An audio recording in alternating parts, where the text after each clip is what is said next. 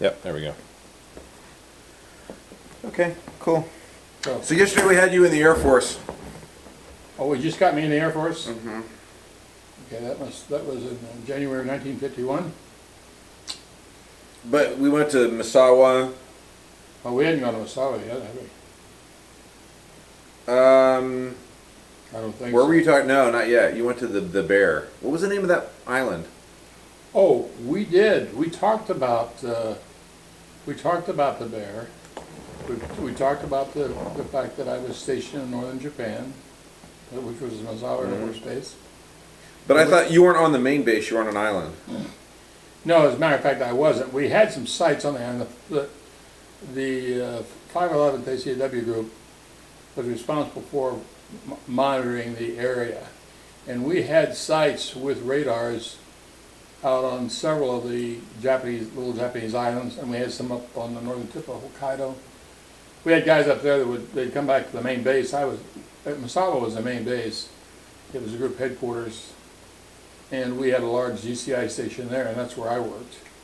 But we had guys that would come back and talk about being able to see Russian troops on the Kuriles up north. So we were pretty far north. Yeah, I did talk about George the Bear and how we got him and why he was named George. The fact that I was scared enough to run up to CPS-4 tower at one time.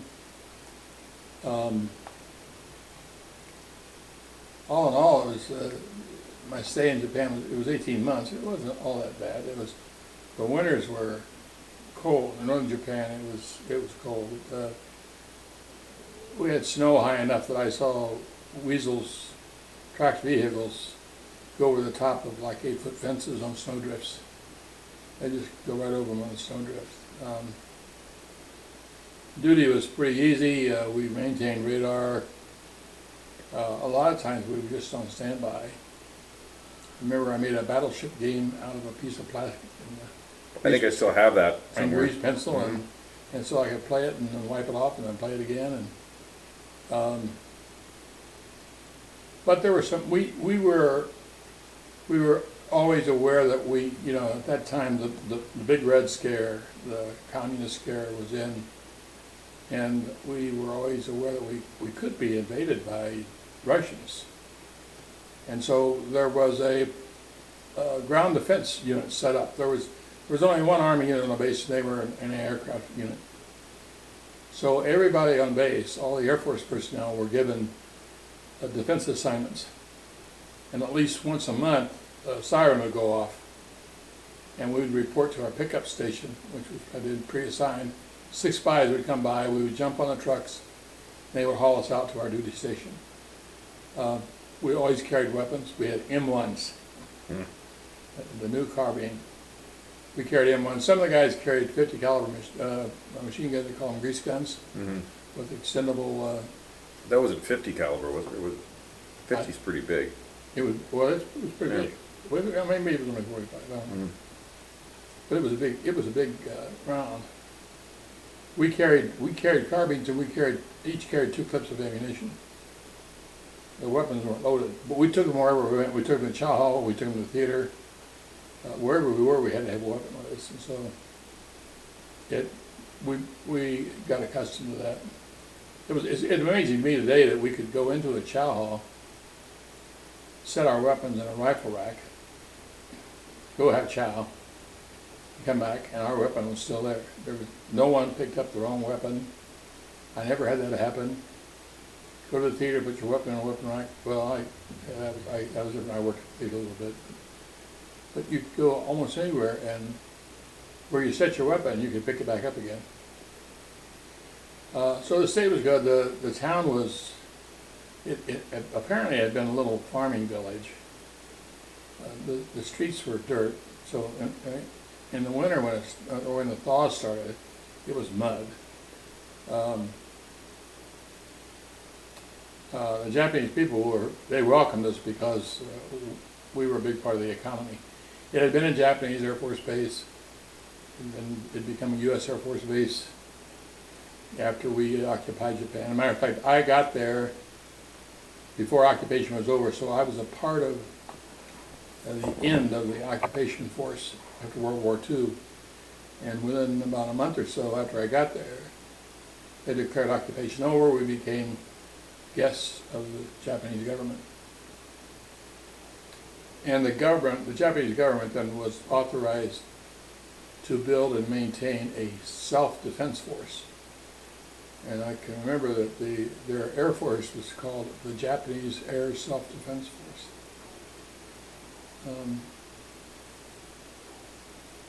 My interface with indigenous people, we used indigenous guards interior to the base. We had a backup. I would describe the CPS-1 and CPS-4 radars, but I know that I guess I did talk about the TPSY-1B, the transportable radar. That we had a backup site so that when the main site went down for maintenance, or if it collapsed, if we had a failure, we had a backup site where we could turn on the radar and maintain our responsibility. And late in my stay in that group, I became NCOIC of the backup radar. And the entrance to our little compound, which was all trader bodies, and we had a logistics van which had supplies in it, and an operations van that had the PPI scopes where people actually watch things, and we had a transmitter van that had all the radar set in it. But the entrance to that compound was guarded by, they had a little guard shack out, and there was a Japanese guard in there all the time. And I remember I was out there one night, I was doing inventory in the logistics van. There was no one else on site. Well, we had backup people that could be called. There was no one else on site. And so I was in the supply van, the logistics van, and there was a knock on the door, and it was the Japanese guard. And he wanted to know if he could have some coffee. Kohi Kudasai. I said, sure. So I had a pot brewing, and so I gave him a cup of coffee, and then I offered him sugar and cream. He took very little of the cream when it was powdered, but the sugar was cubes, which we could buy at the PX, and that's how we kept our sugar. We kept boxes of sugar cubes. He must have put 25 sugar cubes in his cup of coffee. He really wanted the sugar. He didn't care much about the coffee, but he really wanted. And his name was Yanazaki Ishizo, and he wanted to learn some English. He wanted me to help him learn English, and I had always been interested in language, and so I wanted to learn a little bit of Japanese, and so we talked there that night for a while, and we talked about time and that sort of thing. He invited me to his home off base, and that started a friendship that lasted the rest of my stay in Japan. I would go. We didn't spend much time together on base because we had work to do, but at least once a week I would go to his home, and I would usually try to take something if I could, but his wife was, and his home was one room in a building back off the main street, and his wife we would sit down with this table, we'd sit down on the floor, put our feet under the table, and there was always a combat jug of sake. I don't know what it cost him, but he always had a jug of sake. And his wife would heat sake over a little burner. I can't think of the name of that. Sternow, solid fuel? Was it a solid? No, it was charcoal. It was there's a name for them. Anyway, they actually cooked on that, and she would heat the. And typical of the old Japanese custom, she would be down on her knees when she came to the table, and she would bring and I tried to talk to her, and she wouldn't have anything to do with it. She couldn't speak to me. But then you could smell, and she was heating dried squid, and it was. She brought that over the table, and I was offered a piece of that, and I learned by watching him that you tore it into strips, and then you dipped them in the sauce, and you put it in your mouth. It was okay to have some of it hanging out, because it took forever to chew it up. It was like leather. But we sat there and we chewed the squid, and he taught me to tell time, to count. I learned to write the basic characters in Japanese. I could actually write words. If someone told me what a word was, I would say, "You mean this?" and I would write it down. And they were always astonished that I could write Japanese characters. But it was a good experience. I really enjoyed learning that much. He had been married before, and he had a daughter about 10 or 12 years old that lived in a nearby village of Sambongi, with her mother. And so a time came when he and a friend of his, another indigenous guard, Kamamiro, they were going to go to Sambongi just to visit. He wanted to go visit his daughter, and he asked me if I would go along. And so I said, yeah, I'd be happy to. So we got on a train. It was about 14 miles. We got on a train, and we went to Sambongi, and we got out. That was a real experience. We got out, and we started walking down the street. It was cold. I remember it was really cold weather. Back then, the Air Force overcoat was like the old Army overcoat. It was like a huge blanket. It was long. It was big. As a matter of fact, when I took mine home when I got done with service, I had it cut off and made a pea coat out of it. It was that white, but it had a long skirt all the way down below the knees, and I had that on. And of course, I was in uniform. And these people were only 14 away from the base, but they didn't see that many Americans. So as I walked down the street, there would be kids playing in the yard, and I could see them disappear into the house. They all disappeared, and you could see these little heads looking out the windows at this stranger that was walking by. And we got to the house where we were going. We were greeted, and everyone bowed. We were taken into a room, hibachi. Hibachi. And there was an hibachi in the middle of, matter of fact, the room was built with a well in the middle for the hibachi, so that it sat on earth, and they had hot coals in it. They brought in, we had taken a Comet bottle of sake with us. They heated it for us, they brought it in, and we sat in there and talked. His ex-wife, that's where we were, was at his ex-wife's parents. And his ex-wife brought the sake in, and again, she got down when she came to the door, and she sort of crawled to the table. And I spoke to her, but I wasn't supposed to. She couldn't respond. But we had a nice visit, and then we stayed there for a while, and we went back down to the RTO, the train station, getting ready to go back to Misawa, and it was going to be sometime. So there was a soba house, a noodle. This was the soba houses in Japan were like hamburger joints here. You know, if you wanted to stop by and get a snack, you went to a soba house and got a bowl of soba noodle soup. So we said we'd stop at the soba house next to the RTO, and we'd get some soba and wait for the train. We went in there. The mama-san was running it. That was a little family business. Mama-san, turned out she had 2 daughters, and they were waitresses. They were dressed in traditional Japanese garb. But we started, the Japanese had this custom making friends where they would, sake was served in a little cup. You'd seen it? Mm-hmm. And they might have it, they would heat it and put it in a jug. I remember a marketing friend of mine called it a hand grenade. It was about that size. Mm-hmm. And they would, and then out of that you would individually fill these little cups. And so the gesture of friendship was they would take an empty cup, their empty cup, they would hold it out in the palm of their hand and say, "Dozo, please, would you like a drink?" And so you would take the cup and they would fill it, and then you had to drink it. You said, "Domo, thank you, dozo." You had to return it. They would drink it, "Domo, dozo." You had to do that at least 3 times. But we were doing it a lot more. You know, we had to make friends with both daughters and the mom and son, and everyone was really, they were really happy. Well, they felt honored to have me there. I was a strange person. Never had anyone like me in their establishment before. So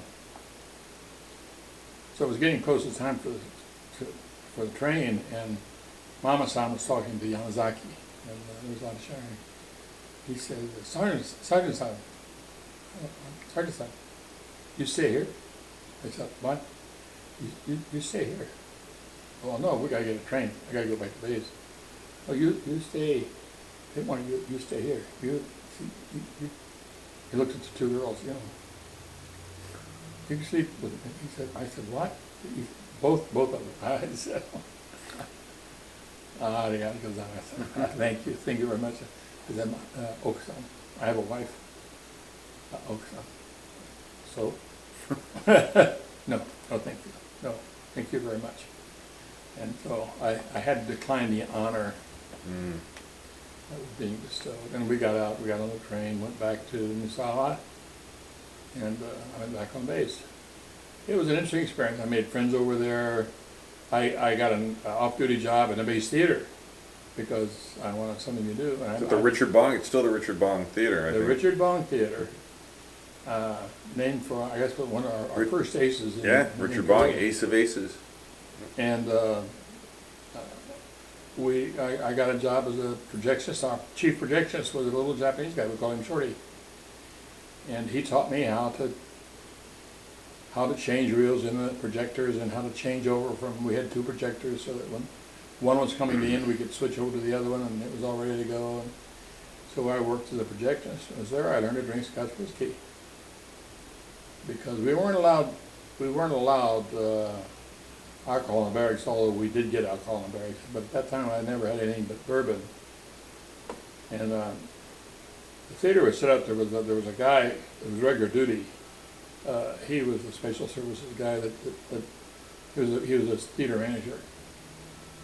And his wall was paneled, and one of the panels could be removed. It was loose. And behind there was, just a fire break and a studding, and there was a couple of bottles sitting on. And when I first went there, the theater manager had bourbon, and so we had special showings of when the new pictures came in. We would finish that night, and we would download the old pictures and get them ready to be shipped out. And then we had a private showing of the new films, along with booze and our Japanese projectionists, and we had a couple of Japanese ushers. And our back door backed up to the NCO club. And of course, they had friends in the NCO club. And so they go over and they get a whole bag full of ham sandwiches from the NCO club. And they have sandwiches and booze, and we'd watch the new movies. And then we got a new theater manager. He drank scotch. So if we were going to have scotch with our late private show, if we were going to have a drink, it was going to be scotch. And so I learned to drink scotch in the base theater, the Richard Bong Theater. You also took a panorama of Misawa from the escape hatch or something. Well, what happened was in the theater, if you can imagine, there's 2 projectors that look through windows at the screen, and if you stand between those, and then you turn 180 degrees and you look back, there's a door, and it was a fire escape. So that if you had a theater fire and it was coming up the stairs, you couldn't get out, you go through this door, and you wound up on a little balcony, which is over the marquee for the theater, and it overlooked the whole front of the theater, and of course you could look around and see all the rest of the base. And so I took my little black and white camera, and I took pictures in sequence, and later I cut and pasted those, and I put them together as a panorama. I sent those to the Misawa historian, and he thanked me for them. I emailed that panorama that you stitched together and some other pictures there, so I don't know what he did with those. Yeah, I think those pictures included pictures of PX, the chapel, right, the library, There was a picture of a sign outside of the beer hall that was right outside the front gate that said, "Welcome GI, you come here, we show good time." It was very broken English. I think I sent that along. But yeah, the land-based historian should enjoy those pictures. They were taken in 1952, so it was back a ways. When did you start working on the converted light bombers? Pardon me? You can. Oh, the converted bombers. Yeah.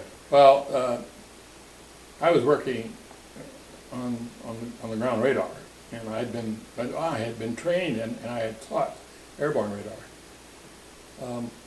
and so I knew a lot of guys that had taught in the school at Keesler Air Force Base, and they started showing up. They found out that I was over in the squadron of the group, and so they got a hold of me and they said, "Hey, we got 3 airplanes. They were B-26s. They're out here, and they got Q-13s on them." Well, Q-13 was the early radar, this airborne search radar, and that's the one that we used to teach radar at Keesler.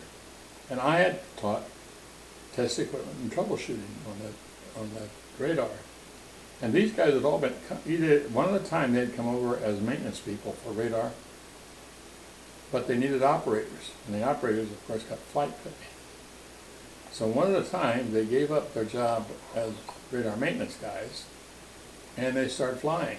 So they always needed a maintenance guy. So they were in need of one. I said, "Why don't you ask for a transfer? We can talk to our commander. He knows that we need somebody, and we can tell him about your experience."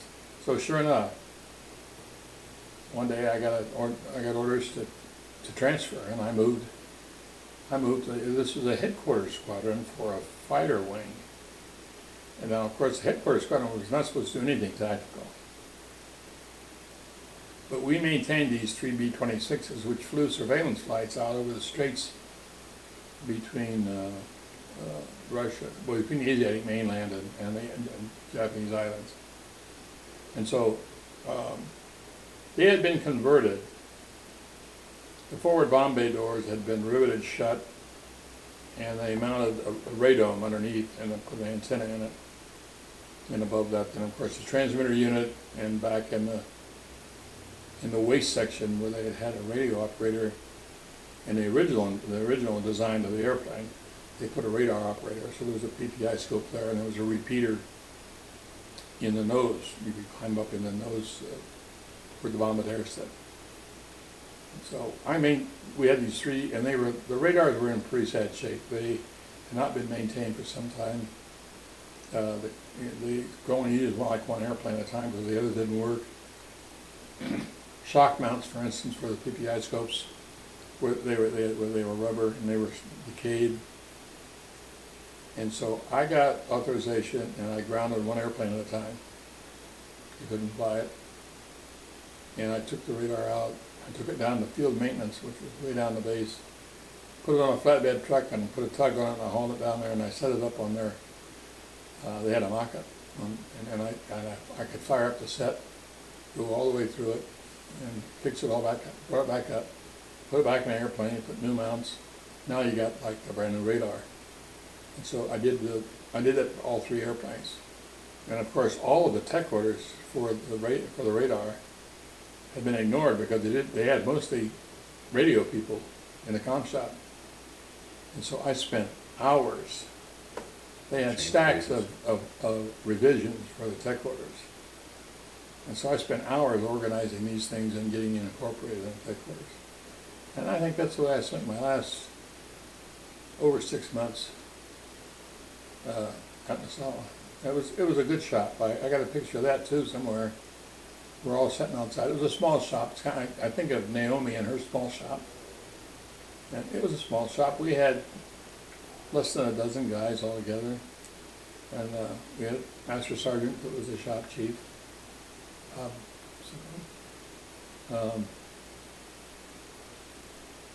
That's where I made staff. He saw that I got that. And then, let's see, I left there, I guess, in 53. No, yeah, it had to be, maybe it was 50, yeah, it was probably more like 54. Because I spent 18 months in Japan.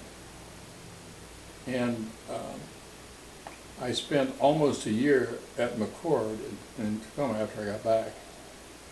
And so that means, and I was discharged in January of 55. When I completed my 4 years. Mm-hmm. So that means that I must have got back early in 54. And then your mother and I drove out to Washington, and I reported for duty out there. So I came back from Japan in 54. And McCord was a rescue unit. 43rd Air Rescue. There was a fighter wing on base. We had PBYs, and we had helicopters. We rescued guys at sea, and we rescued guys that crashed in the mountains. So we needed both. I maintained the radars on the PBYs and on the helicopters. And so why did you decide to get out? Your mother would have nothing to do with staying in. At that time, they were really trying to encourage guys like me to stay in. I was required to have an interview with my squadron commander. He was a major.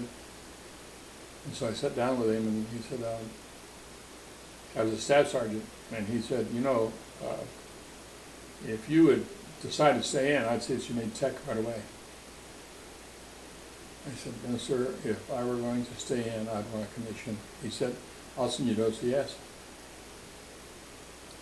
I said, well, I'll tell you, that would be really, really tempting, but I would lose my wife because she does not want to be an Air Force wife. And so without her support, I couldn't do very well. And I said, well, you got it right there, Sergeant. So he said, what are you going to do? I said, I'm going to go to college. He said, are you really going to get out and go to college? I said, yes, sir. There was a Korean GI Bill that was going to give me $5,000 to go to 4 years of college. And there was no reason in the world to turn that down. Matter of fact, I had already sent out letters and got information from major colleges within 250 miles of home in Ohio. So he said, well, then I want you to get out, Sergeant. You go to school. I didn't go to school. I went through cadets at that time, and I got my commission. But there were guys from my same cadet class that are 2 ranks ahead of me. Mm-hmm. I said, I have a degree now, but I'll never catch up. So I thanked him, and I got out. Now I got out, and then we had friends. A guy had been in my same 33 3rd Student Squadron at Keesler.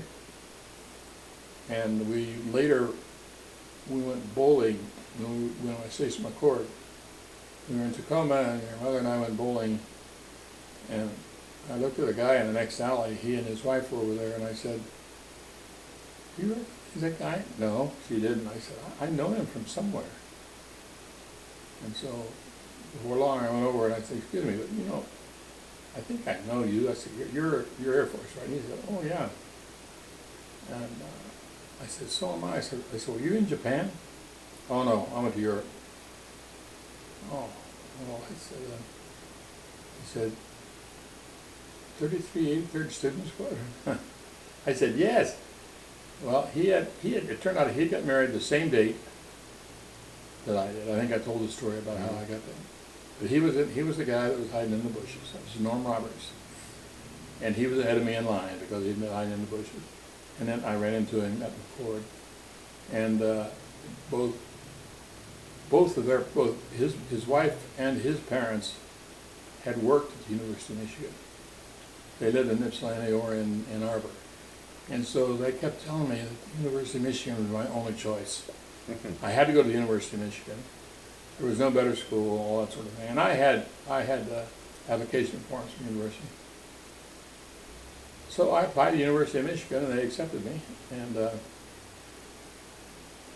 when we got back to, I got discharged.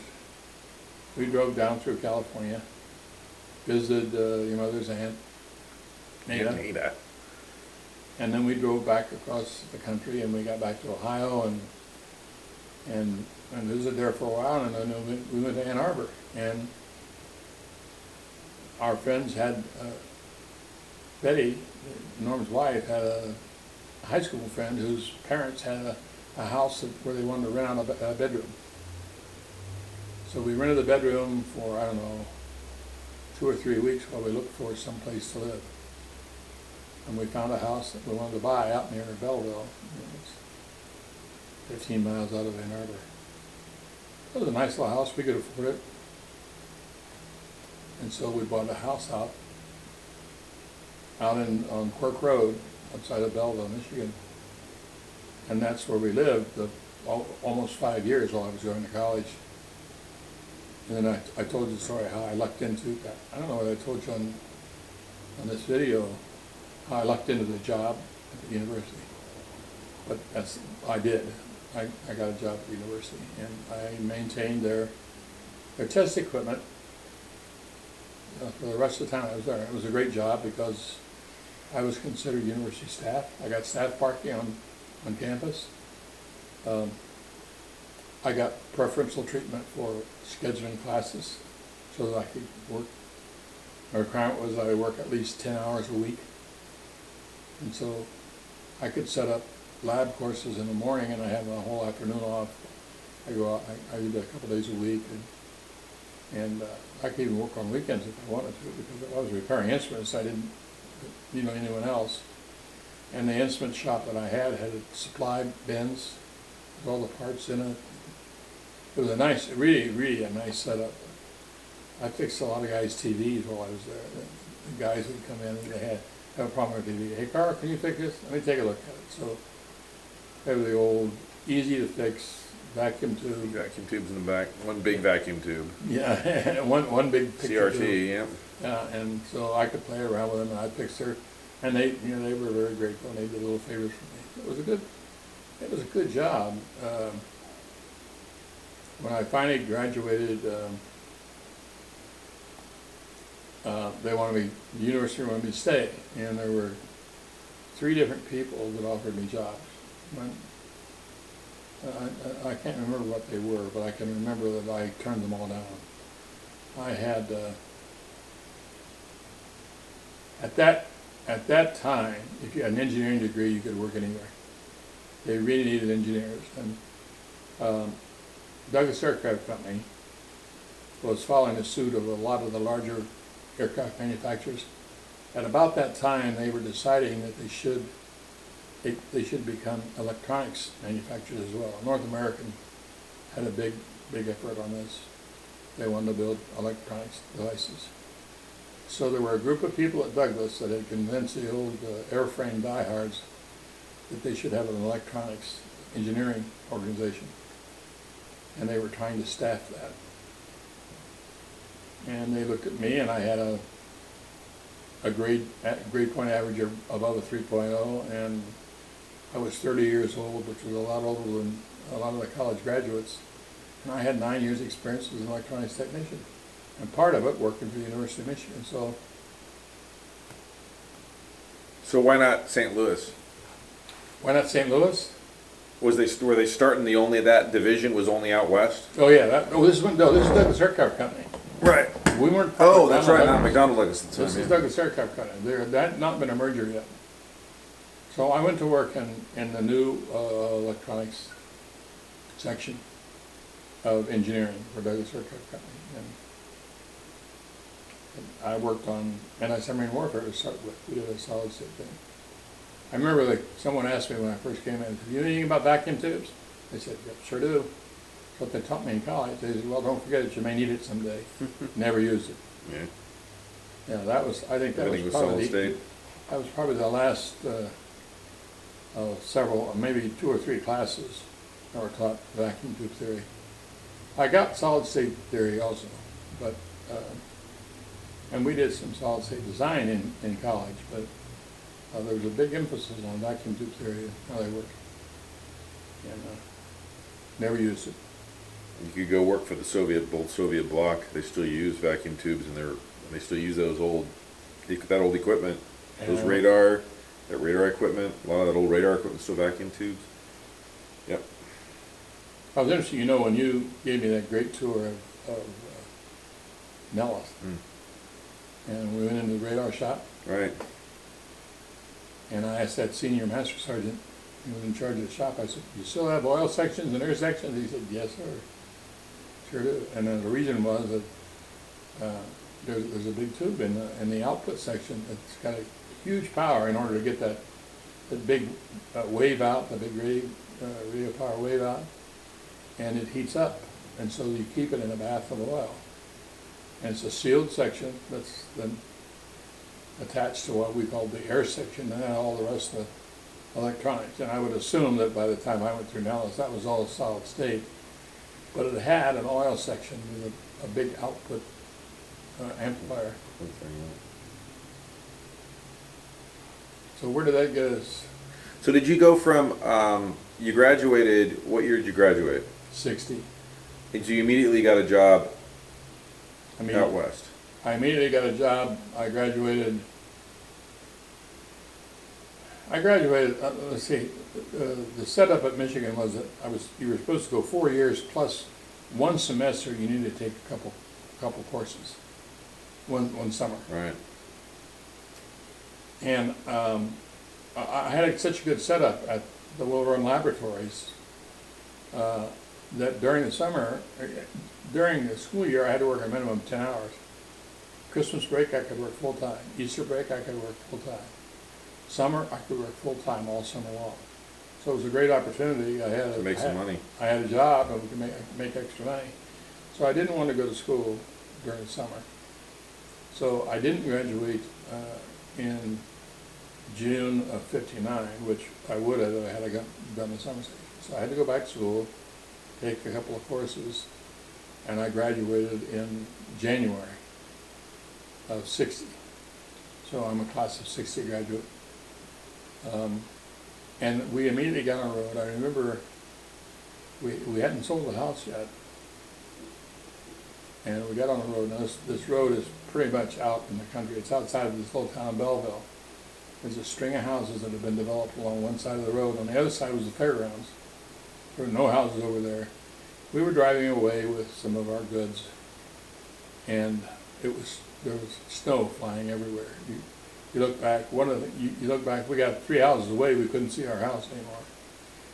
So we felt kind of bad about leaving the first house that we'd ever bought, but we were glad to get out of the weather.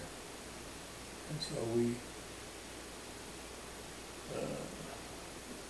we left there. It was very early. I went to work for, I guess, the day after my birthday. I went to work on the 23rd of March, and I graduated in January. So that means we went down to Springfield and we visited with some people, and we loaded a few more things in the car, and then we headed west. Did you live not near the airport at some point, LAX, when you first got here? First got here, we spent a couple. Like an apartment or something like that? We spent a couple nights with your mother's aunt and uncle, but then we got this room which was it was off of like 104th Lenox, I think, was the street, and it was you could win it by the week. Had a little kitchen in it, but everything in the kitchen was so greasy we wouldn't have cooked anything in the kitchen. It was a place to sleep, and take a shower, and do that kind of stuff. We bought most of our food out, but I went to work, and we kept looking, and then we found a house to rent on Vargas Way in Redondo Beach. And we rented that house for a period of months while we looked for a house to buy. And then we bought the house on Margaret Court in Redondo Beach. Mm-hmm. And that's where we lived when you were born.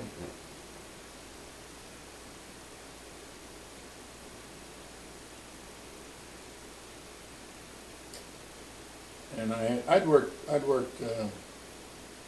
what had happened was that they closed the El Segundo plant where I was hired. So I was sent to work at Long Beach, which meant that I had to drive down. We didn't have the 405 freeway at the time. So I go down surface streets, I go down, take Pacific Coast Highway across, do whatever, and go to work. But as they started building the 405, it got closer and closer. I could take it first a little bit, get off, go on surface streets. So after a while, I was working at Long Beach, and it was pretty crowded up in Redondo Beach. And we decided that we wanted to move down to Orange County. And your mother's aunt's stepmother, Rena, and her second husband, Bill Darcy, were living in a house on Trask.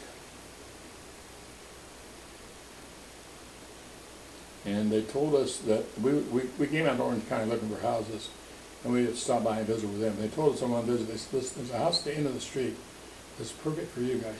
They said, it's kind of expensive. It's $30,000. But you guys ought to be able to do it. Well, we thought, yeah, we could do that. Payments were $278.50 or something. Really bad. But we decided it would be a good buy. So we bought that house and we moved to Orange County. And it was good because after a while, I transferred from Long Beach and I went to a program. I got into a habit of working on programs that we lost. I worked on a number of things, and I worked on a proposal to build the C5. Which We didn't do. And so I got a call from this guy that I had known from another job I'd worked on and within the company. And he was a section chief, I guess, down in Huntington Beach then, and they had a program going, and he wanted me to come to work. I said, sure. So I left Long Beach, went to work at Huntington Beach. for a little while. Yeah, for a little while. Then in that program, I worked on that program probably 3 or 4 years, and then finally it was canceled. Never quite made it. And so then I got a call from Sam Gigi, who I knew from years before, when we were doing anti-submarine warfare.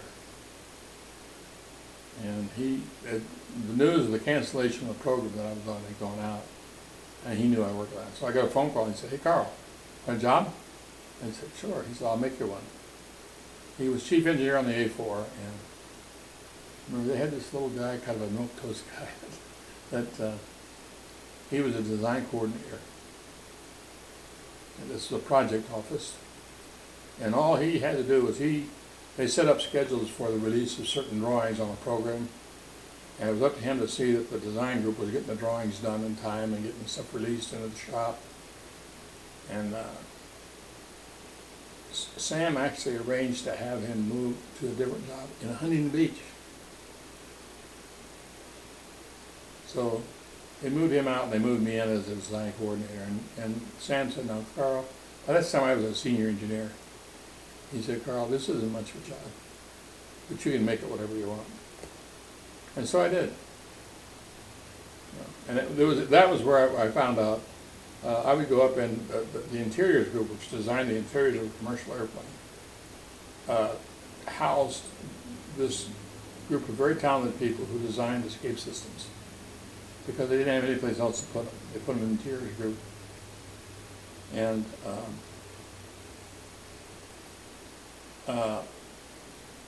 the guy that managed that group pretty much had to say on what went on as far as the check sheets were concerned. And I found that they paid very little attention to the design coordinator. And of course, it's because this little guy would go up, and they would tell him to go away, and he would go away. But when I went up, I wouldn't go away. So I remember I was having a huge discussion with one of the guys. And he said, what makes you think you understand anything about engineering? So I told him that I had a degree in engineering from Michigan. He said, you got an engineering degree? I said, yeah. And it changed the whole thing. Engineers just don't work well for non-engineers. But from then on, I would go up and I made new rules about how we track schedules. Guy was behind on a drawing, I would talk to his director and say, we need some extra help for this guy. And we got, matter of fact, I became friends. John Knoll, I remember, was the director of interiors. And when I went up, I'd go in his office, sit down, we'd chat. We became friends. I said, no, that's an interesting thing. That's kind of like the first Noel. He said, that's exactly what it came from. That's where my name came from. We got cancer later on. I was really sad about that. Anyway, I became associated with the interior design group. So I was a design coordinator, but then the guy that was a project engineer for escape systems, Jim Storks, decided that he had a better job offer someplace as an administrator.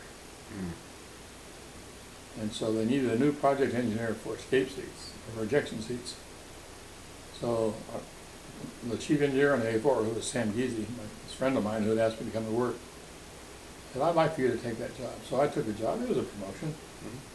And I got a change in classification, and I went to work. And I worked like, I thought ejection seats were chairs with bombs on them, blew people out of airplanes. They were to start with. Anyway, I got the job as a project engineer, and that's when I really started working. And then I didn't go up just to accelerate schedules and stuff. I went up and talked to the guys about what the requirements were, and then it was decided that John Howe, my friend that I had made, he decided that since I was a seat project engineer, if someone wanted an engineer from Douglas to come give a presentation on escape systems, that was a project engineer's office job, not his designer's job. So then I was told that I had to go back and give a briefing on our new seat.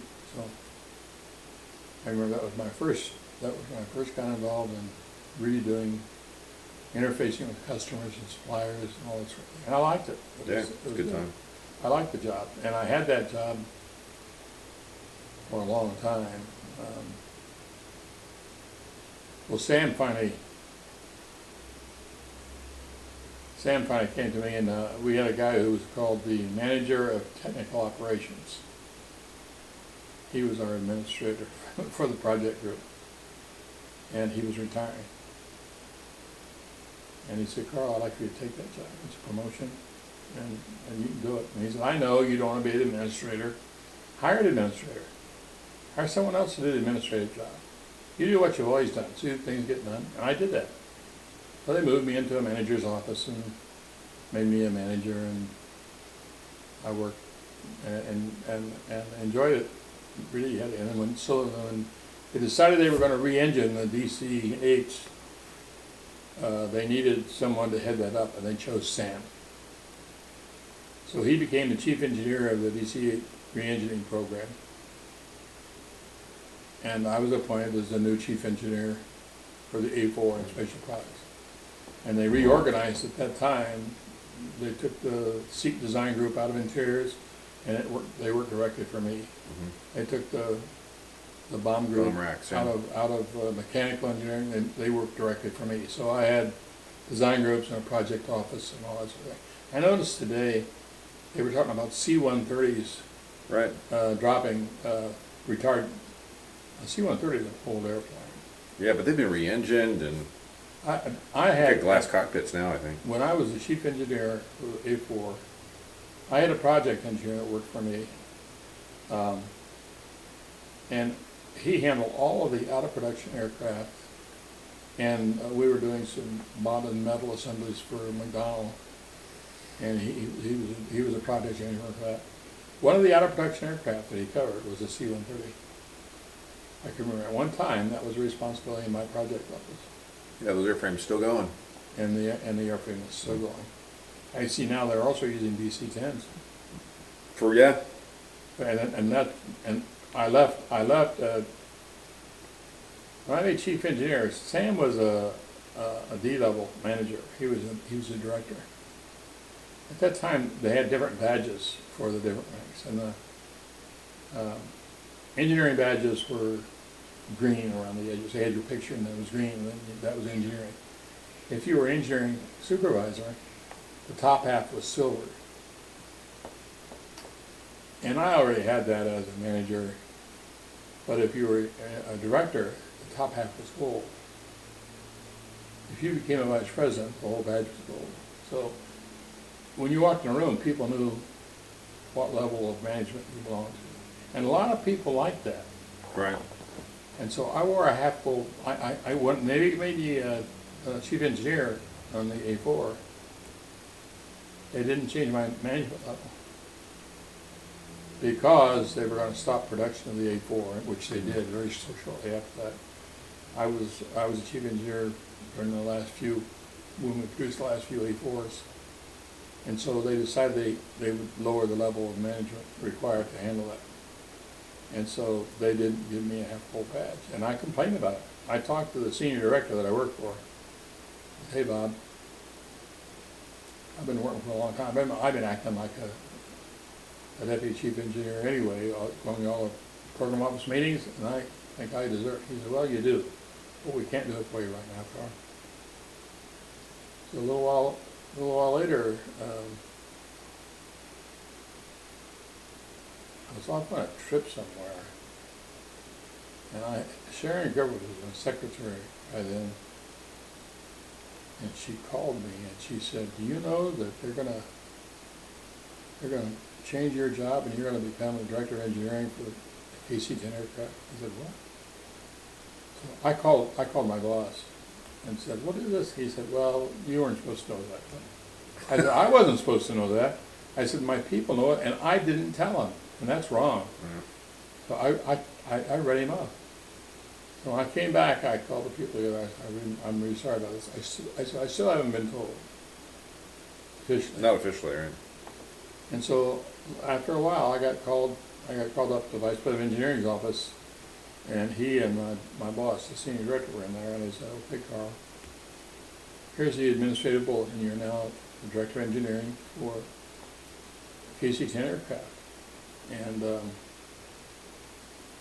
I looked at Bob, the guy that I'd given such a hard time, and he slid a half-gold badge across the thing at me. Here you are. As a matter of fact, You still have it? Oh.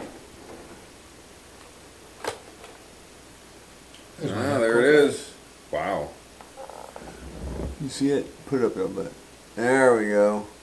I had that. Surprised you didn't have to surrender that when you. Before I retired, they decided that they shouldn't show difference in rank. That it was. Well, it was the. We got to be TQM. team. We got to be teamwork. Right. TQM everyone should wear the same kind of badge. Right. And so they gave us all the same kind of badge, but there were people that complained because they said now we don't know when a director walks in a room. Right. Because there was a time you walked in a room, everyone shut up if you had this on, and then they gave us a new badge, and no one knew that you were a director or even a vice president. A lot of people who were in that were used to the military community and all that kind of stuff as well. So rank is Well, and that's the way it had been in Right. and there was no longer named parking places. right. All that stuff went away, which is fine. So what we did was we wound up with That bad. unisex badges here, and this was everyone wore this badge. And notice here it says retired in 1990. You got to hold it up though, because you can't see. Because you're. There you go. Right. There Okay, you you go. see this? Right. 1998, 1990. 1990. Yeah. And It notice, was like see when- this hole up here? Right. Well, if you look over here, you see this red dot? Right. That's what they punched out. Ah, okay. That's a secret clearance dot. I see. Okay. So your clearance, if you had a confidential clearance, it would be a blue dot. Okay. So it was secret or above, you had a red dot. And so when I didn't have to surrender my badge, but they printed retired across here, and punch the red dot up. Oh, that's cool. So I kept those badges. And these little devices I thought were really clever because you could clip your badge on your suits, but it started tearing up suits. But with these, you could slip it in a suit pocket, and it's magnetic, and so it hung there, and it never fell out. And it worked quite nicely. So, oops. Pull another one out. Oh. This is a badge.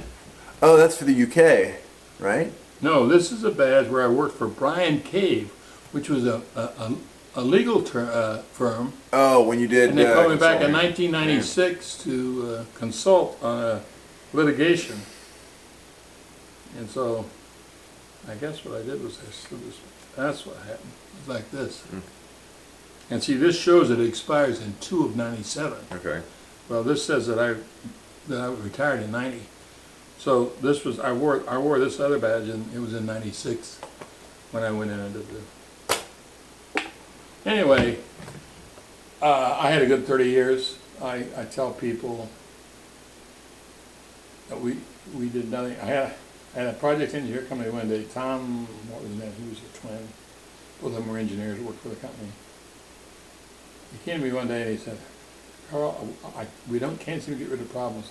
We solve one and then there's another one." And I said, "Tom, if we ever get rid of problems, I won't need you anymore. That's what we're here for, is to solve problems." So I worked for 30 years for what became McDonnell Douglas and is now Boeing. And I now tell people there was never a day that I didn't want to go to work. I enjoyed my job. Turned out I didn't. Every electronics engineering student wants to get out and design circuits. I probably designed 2 circuits. I found I did much better managing people than I did designing hardware, and I got along with the people. When I announced my retirement, there were people that showed up in my office, and there was one group that came in that said, at the time that we need people-oriented senior managers, you're leaving, and we want you to stay. I said, "Well, I'm sorry, guys, I can't stay." There was another group. They worked for the FAA. They had their own little group. They had been independent. They hadn't had a manager. But under the new organization, they were told that they had to have a manager. And so they came over and said, "Would you stay and be our manager?" I said, "I'm sorry, I can't do that." So there was another group. There was another guy that wanted me to work as his deputy or his executive assistant. I'd retained. I was their general manager when I left, and I would still have a general manager classification. But I said, no, I'm retiring. And so I retired, and it was in May of '90. Yeah, because Fiona was there. Fiona was there. I just told her this Yes. morning. Fiona was there. She was 3 months old. We had just gotten back from England. Yeah. So when you took over the DC-10 program, did that have anything to do with the shuffle after the Turkish Air accident crash, No. where they lost the cargo? No. That wasn't. That had happened. That's where is that where we dropped the? Is that where we dropped the coffin over Detroit? No. No, the Turkish Air one was where they took off, but the cargo door wasn't properly locked, or it gave an indication that it was closed in the cockpit, but it wasn't. The floor decompressed. The pressure in the passenger cabin, when it started to get to altitude, blew the floor out of the passenger cabin and destroyed. I think it caused problems with flight controls and all that stuff, and it crashed and killed everybody on board. And there was an investigation. It had to do with the locking It was the indicator, locking indicator, and the design of the cargo door. And the problem with that was, I found out when I came on board, was quality assurance. It was not engineering, because apparently that problem was recognized, and there was a fix that was designed. And that airplane, the paper on the airplane indicated that that fix had been installed, but it had not. And so whoever the inspector was that signed off that sheet that said it had been installed was in deep trouble. As a matter of fact, our vice president of quality assurance wound up working in the ditches somewhere, and we got a new vice president of quality assurance. So I knew about that, but that's, the reason I went, the reason they needed a new director of engineering on the KC-10 was that the guy who had been the director, he was seeking decline. He was one of these guys that had he had a plan for his career, and he was going to become president of the company one day. So he got a chance to become assistant program manager on the DC-10, rather than our director of engineering over here. So he wanted to go there, and they wanted him. It turned out, I worked in what they called special products. We had the 84 had long been, we were out of production in 78, I think it was. So all I had really was, I had out of production aircraft, I had ejection seats, and I had bomb racks. And that's what I had as a chief engineer.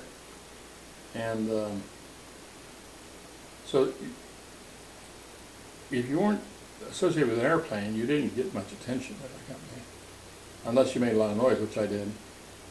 And I insisted on attention for the people that worked for me and that sort of thing. It turned out that they